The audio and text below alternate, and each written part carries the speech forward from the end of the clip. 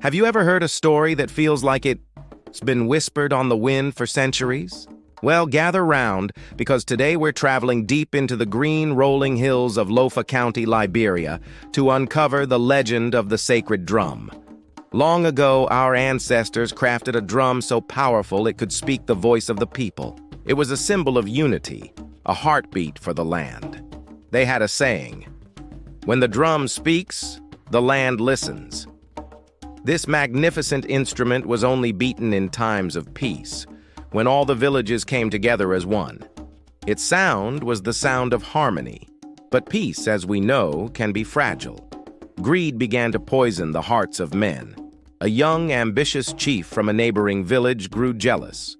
He saw the drum not as a symbol of unity, but as a tool for power. He wanted his people to be feared, to be dominant. And so, he decided to steal it. Under the cloak of a moonless night, he sent his best warriors into the sacred grove. They lifted the heavy drum, their hearts pounding with ambition and fear.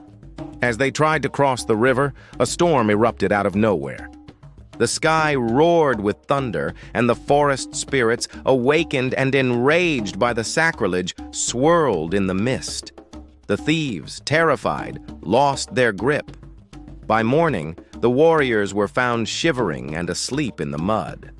But the drum? It was gone, vanished, as if swallowed by the forest itself. Years of silence followed. Without the drum's unifying voice, the villages fell apart. Brother fought against brother, neighbor turned on neighbor. The land that once sang with harmony now wept with division.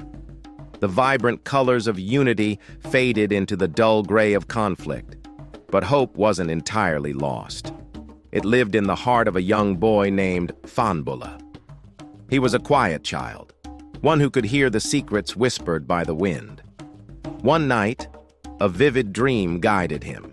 He saw a glowing light deep in the forest, calling to him. Following this vision, Fanbula walked barefoot into the dense jungle, deeper than anyone had dared to go for years. And there, nestled beneath the ancient, sprawling roots of a giant silk cotton tree, he found it. The sacred drum, half buried in earth and leaves, but still pulsing with a faint golden light, its spirit fire still alive. With a mix of reverence and courage, the boy raised his hands and struck the drum. At first, the sound was soft, a gentle murmur. But then it grew, swelling into a mighty, resonant boom that echoed through every valley and hill in Lofa. It was a sound of memory, a sound of home. It was the call to peace. Hearing that long-forgotten rhythm, the people stopped. They lowered their spears, their faces wet with tears of regret and relief.